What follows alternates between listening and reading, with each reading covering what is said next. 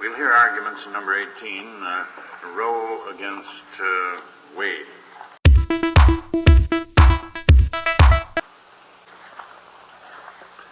Mrs. Weddington, you may proceed whenever you're ready. Mr. Chief Justice, and may it please the Court. The instant case is a direct appeal from a decision of the United States District Court for the Northern District of Texas. The Court declared the Texas abortion law to be unconstitutional for two reasons. First, that the law was impermissibly vague, and second, that it violated a woman's right to determine to continue or terminate a pregnancy. Although the Court granted declaratory relief, the Court denied appellant's request for injunctive relief. The Texas law in question permits abortions to be performed only in instances where it is for the purpose of saving the life of the woman. The case originated with the filing of two separate complaints, the first being filed on behalf of Jane Roe, an unmarried pregnant girl, and the second being filed on behalf of Jane and Mary Doe, a married couple. Jane Roe, the pregnant woman, had gone to several Dallas physicians seeking an abortion, but had been refused care because of the Texas law. She filed suit on behalf of herself and all those women who have in the past, at that present time, or in the future, would seek termination of a pregnancy. In her affidavit, she did state some of the reasons that she desired an abortion at the time she sought one, but contrary to the contentions of appellee, she continued to desire the abortion, and it was not only at the time she sought the abortion that her desire was to terminate the pregnancy. When this case was in the district court, the case of Vuitch against the United States had not been decided here. That's correct. Now, do you think that has disposed of some of the questions raised now? Your Honor, I do not. In the Vuitch decision, this court was working with a statute which provided that an abortion could be performed for reasons of health or life. Our Texas statute provides an abortion only where it is for the purpose of saving the life of the woman. Since the Vuitch decision was rendered, the Texas Court of Criminal Appeals, which is our highest court of criminal jurisdiction, has held that the Texas law is not vague, citing the Vuitch decision, but saying that the Texas law is more definite than the D.C. law. So obviously the Court of Criminal Appeals doesn't feel that the two are the same. And in the Vuitch decision, the justices of this court emphasized continuously that a doctor, as a matter of routine, works with the problem of what is best for the health of his patients. We submit that a doctor is not used to being restricted to acting only when it's for the purpose of saving the life of the woman, and that health is a continuum which runs into life. And a doctor in our state does not know whether he can perform an abortion only when death is imminent or when the woman's life would be shortened. He does not know if the death must be certain or if it could be an increase in probability of her death.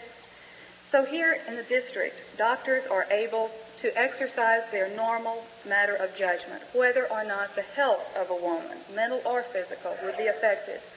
But in Texas, we tell a doctor that unless he can decide whether it's necessary for the purpose of saving her life and for no other reason, that he is subject to criminal sanction.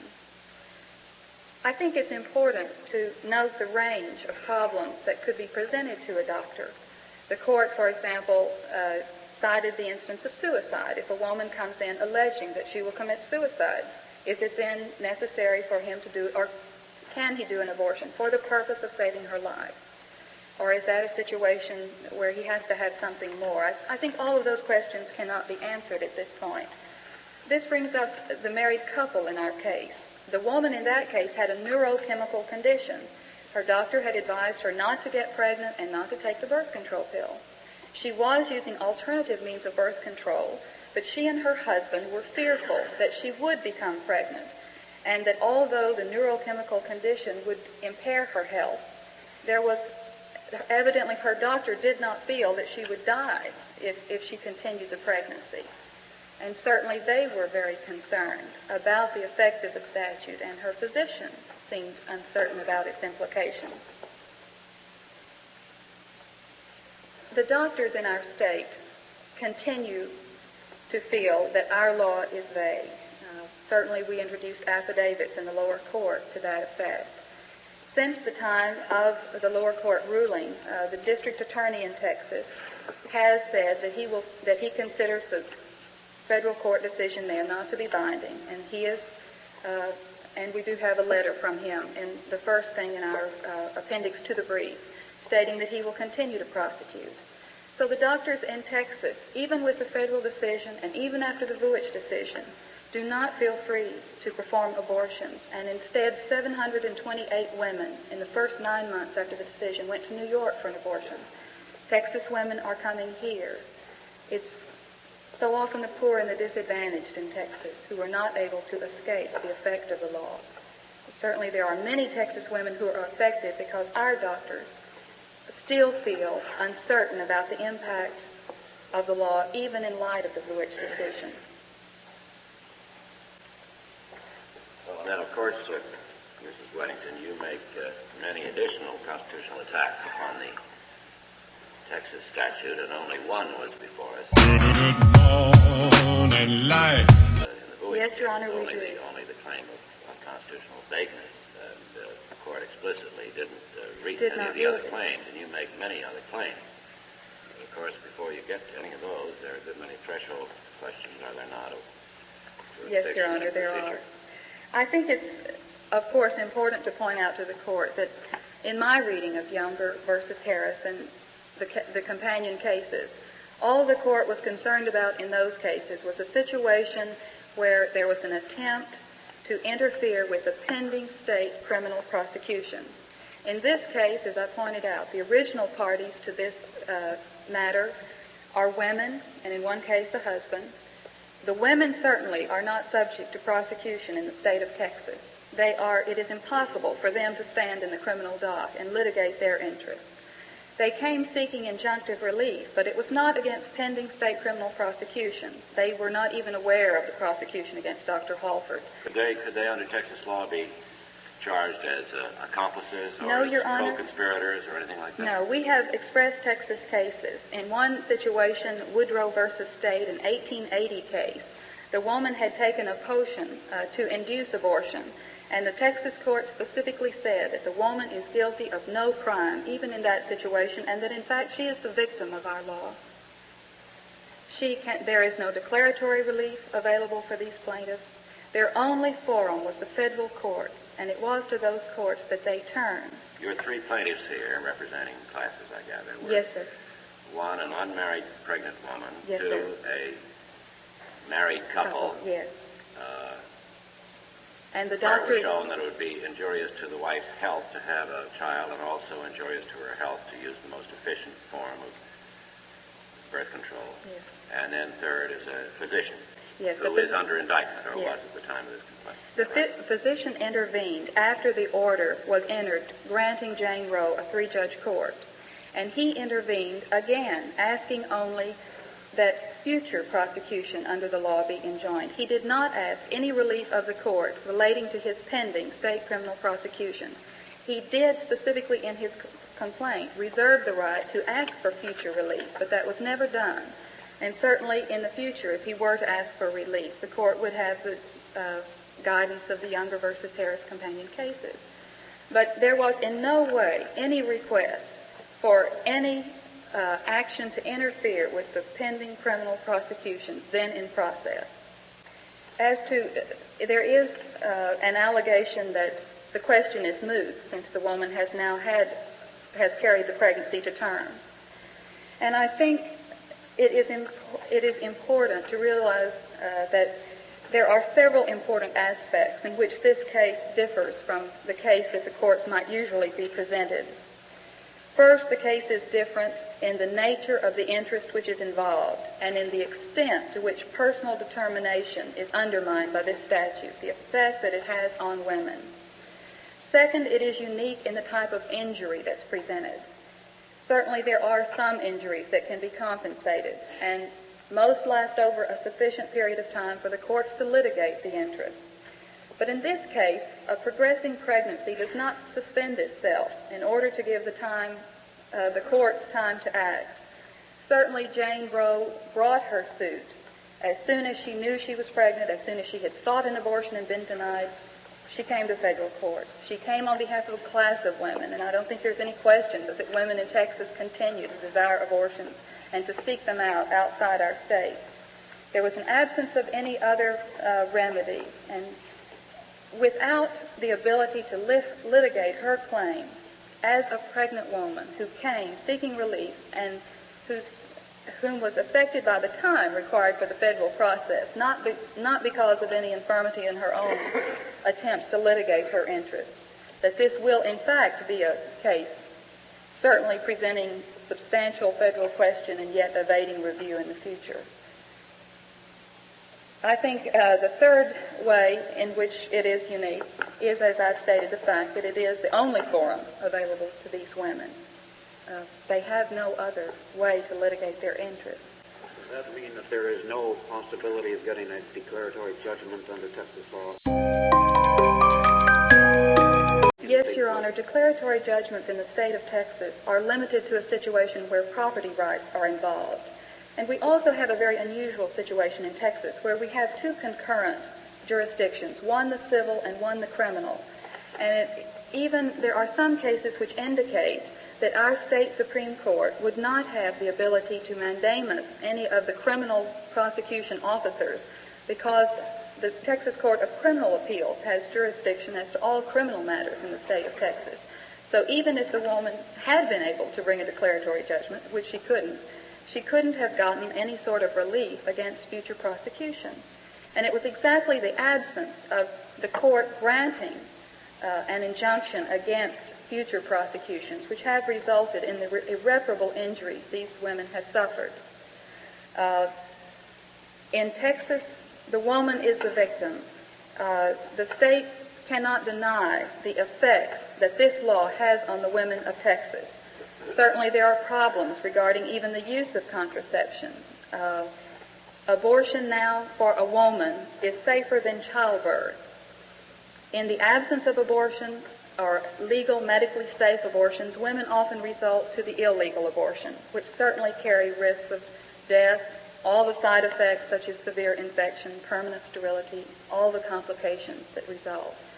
And in fact, if the woman is unable to get either a legal abortion or an illegal abortion in our state, she can do a self-abortion, which is certainly, perhaps by far the most dangerous, and that is no crime. She is, in our state, The microphone won't be effective if you have your excuse me, paper Your open. Honor. Thank you. Texas, for example, it appears to us, would not allow any relief at all, even in situations where the mother would suffer perhaps serious physical or mental harm. There's certainly a great question about it. If the pregnancy would result in the birth of a deformed or defective child, she has no relief. Regardless of the circumstances of conception, whether it was because of rape, incest, whether she is extremely immature, she has no relief. I think it's without question that pregnancy to a woman can completely disrupt her life, whether she's unmarried, whether she's pursuing an education, whether she's pursuing a career, whether she has family problems. All of the problems of personal and family life for a woman are bound up in the problem of abortion. For example, in our state, there are many schools where a woman is forced to quit if she becomes pregnant. In the city of Austin, that is true. A woman, if she becomes pregnant and is in high school, must resign or must drop out of regular education process, and that's true of some colleges in our state. In the matter of employment, she often is forced to quit at an early point in her pregnancy. She has no provision for maternity leave. She cannot get unemployment compensation under our laws because the law holds that she is not eligible for employment being pregnant and therefore is eligible for no unemployment compensation. At the same time, she can get no welfare to help her at a time when she has no unemployment compensation and she's not eligible for any help in getting a job to provide for herself.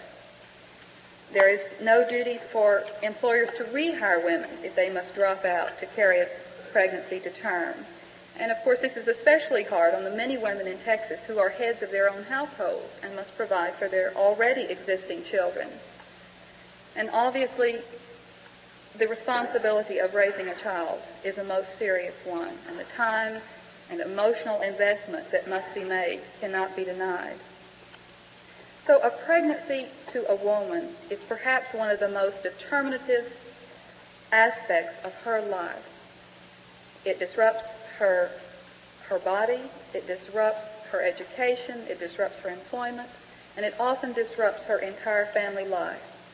And we feel that because of the impact on the woman, this certainly, in as far as there are any rights which are fundamental, is a matter which is of such fundamental and basic concern to the woman involved that she should be allowed to make the choice as to whether to continue or to terminate her pregnancy. I think the question is equally serious for the physicians of our state. They are seeking to practice medicine in what they consider the highest method of practice. We have affidavits in the back of our brief from each of the heads of the obstetrics and gynecology departments from each of our public medical schools in Texas. And each of them points out that they were willing and interested to immediately begin to formulate methods of providing care and services for women who are pregnant and who do not desire to continue the pregnancy. They were stopped cold in their efforts, even with the declaratory judgment, because of the DA's position that they would continue to prosecute. Mrs. Weddington, so far on the merits, you've told us about the important impact of this law, and it's made a very eloquent policy argument against it. I trust you are going to get to what provisions of the Constitution you rely on, because, of course, we'd like to sometimes, we cannot here be involved simply with matters of policy, as you know.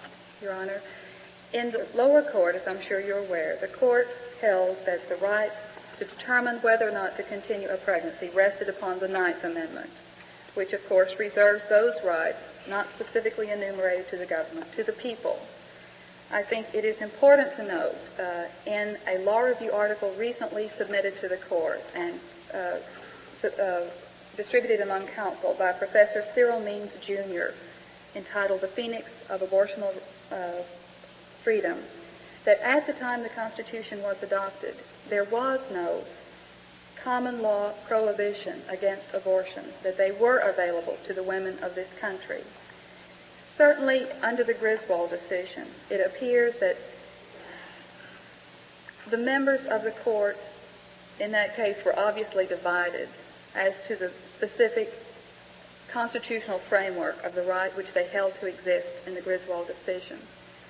I'm a little reluctant to aspire to a wisdom that the court was not in agreement on. I do feel that that the Ninth Amendment is an appropriate place for the freedom to rest. I think the 14th Amendment is equally an appropriate place under the rights of persons to life, liberty, and the pursuit of happiness. I think in as far as liberty is meaningful, that liberty to these women would mean liberty from being forced to continue the unwanted pregnancy. You're relying in this branch of your argument simply on the Due Process Clause of the 14th Amendment? We had originally brought the suit alleging both the Due Process Clause, the Equal Protection Clause, the Ninth Amendment, and a variety of others. And anything else that might have been. Yeah, right. Since the district court found the right to reside in the Ninth Amendment, we pointed our attention in the brief to that particular aspect of the Constitution. But I think we would not presume. I do feel that in so much as members of the court had said that the Ninth Amendment applies to rights reserved to the people and those which were most important, and certainly this is, that the Ninth Amendment is the appropriate place. Insofar as the court has said that life, liberty, and the pursuit of happiness involve the very most fundamental things of people, that this matter is one of those most fundamental matters. I think in as far as the court has said that there is a penumbra that exists to encompass the entire purpose of the Constitution, that I think one of the purposes of the Constitution was to guarantee to the individual the right to determine the course of their own lives, insofar as there was perhaps no compelling state interest, and we allege there is none in this case. But there again, the right fits within the framework of the previous decisions of this court. What is the asserted state interest? Is there any legislative history about this statute? No, sir, Your Honor. No, sir, there is not. The only legislative history, of course, is that which is found in other states, which has been pointed out to the court before, and Professor Means points out again that these statutes were adopted for the health of the mother. Certainly the Texas courts have referred to the woman as being the victim, and they have never referred to anyone else as being the victim. Times have certainly changed. I think it's important to realize that in Texas, self-abortion is no crime. The woman is guilty of no crime, even though she seeks out the doctor, even though she consents, even though she participates, even though she pays for the procedure. She, again, is guilty of no crime whatsoever. It's also interesting that our statute, the penalty for the offense of abortion depends on whether or not the consent of the woman was obtained prior to the procedure. It's double if you don't get her consent. There is no indication in Fondren versus State, for example. The court ruled that a woman who commits an abortion on herself is guilty of no crime. Again, she being regarded as the victim rather than the perpetrator of the crime. Obviously, in our state, the offense is not murder. It is an abortion, which carries a significantly lesser offense. There is no requirement of, even though the state in its brief points out the development of the fetus at an 8-week period, the same state does not require any death certificate or any formalities of birth. That the products of such a conception would be handled merely as a pathological specimen. And the statute doesn't make any distinctions based upon at what period of pregnancy the abortion is performed? No, Your Honor. There is no time limit or indication of time whatsoever. So I think... Well, do you make any distinctions? No, sir, I do. I feel that the question of a time limit is not strictly before the court because of the nature of the situation in which the case is handled. Certainly, I think as a practical matter, though, most of the states that do have some time limit indicated still permit abortions beyond the time limit for specified reasons, usually, again, where the health of the mother is involved. What's your constitutional position? As to a time limit? What about whatever clause of the Constitution you rest on? The Ninth Amendment, due process, the general pattern, penumbra? It is our position... Will that take you right up to the time of birth? It is our position that the freedom involved is that of a woman to determine whether or not to continue a pregnancy. Obviously, I have a much more difficult time saying that the state has no interest in late pregnancy. Why is that? I think it's more the emotional response to a late pregnancy rather than it is any constitutional. By whom? I guess by persons considering the issue outside the legal context. I think as far as the state... Well, do you or don't you say that the constitutional I would say the right you insist on reaches up to the time of birth? The Constitution, as I read it and as interpreted and documented by Professor Means, attaches protection to the person at the time of birth. Those persons born are citizens. The enumeration clause, we count those people who are born. The Constitution, as I see it, gives protections to people after birth. Mr. Weddington, the issue here, I guess, on your appeal is whether you are entitled to injunctive relief. Yes, Your Honor. Assuming that in all other respects your argument were accepted, why do you think, in addition to declaratory relief, you're entitled to injunctive relief? Those are different things, aren't they? Yes, sir. Certainly, in your dissent, you point out in Perez versus Ledesma, concurring and dissenting opinions. That was a dissent. It was a dissent thing. That there are different standards which apply to the declaratory judgment and to injunctive relief. Well, I guess we said that in Switzerland before. Yes, that's correct. said And they were that's what the different. court said following Zwickler versus Cuda, that even though they were granting declaratory relief, that different considerations applied as to injunctive relief. But it seems that the opinions of this court have established that where there is great and immediate threat of irreparable injury with no adequate remedy in state courts, that an injunction is still proper. And it is our position that there is great and immediate threat of irreparable injury in the form of a continuing pregnancy that will not abate and that continues. So you're really you're asserting that the pregnant woman has standing Yes, in Your this Honor. case, and the married couple where the wife was not pregnant has standing. Yes, Your Honor. What about the doctor where a criminal prosecution was already pending against it? The doctor, as I said, was asking no relief as to the pending prosecution. He was only asking relief as to future But he was prosecution. asking for a declaratory judgment. Yes, Your Honor. He joined in both the request for the declaratory Well, judgment. didn't Younger and the companion cases cover the declaratory judgment maximum? Where there were pending, where the Samuels versus Mackle, as I read it, did say that where you have a request for declaratory judgment, there would be an effect on a pending criminal prosecution. There was one pending when this There action was was one brought. pending when this action was brought, that one of those against Dr. Halford.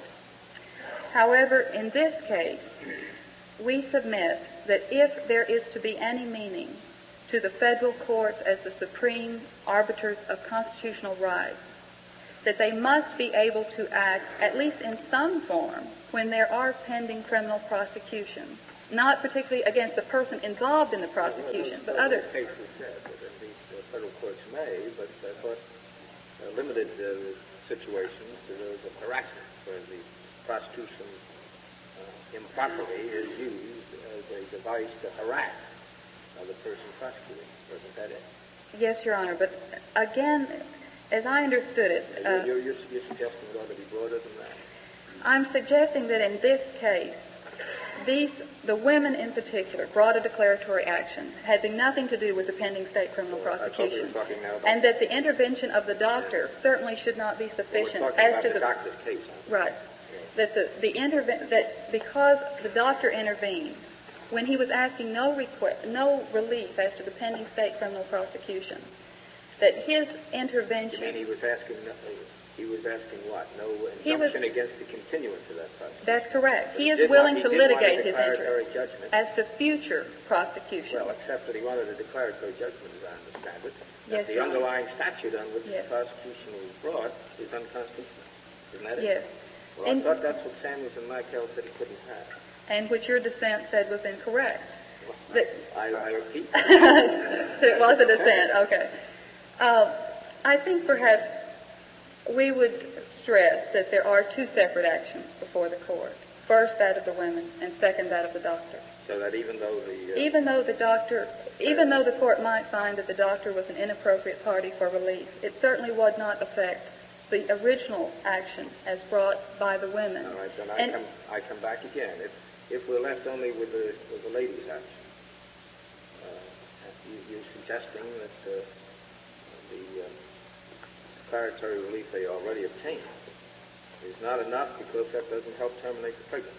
Because they are still subject to the irreparable injury and have no adequate state remedy. And if they are not able to continue to litigate their interests in this situation, anytime there was any prosecution pending against anyone in the state at any point in the appeal, for example, the Thompson case was filed in 1968. It's been decided now in our state courts. It's on appeal, or it will be appealed here, I think. And certainly, if they cannot litigate their interests while there's prosecution pending against a doctor, they will, in many instances where a statute, where there's... Well, I suppose the answer is that if prosecution against the doctor, there's not going to be any doctor that's going to be available. Is that it?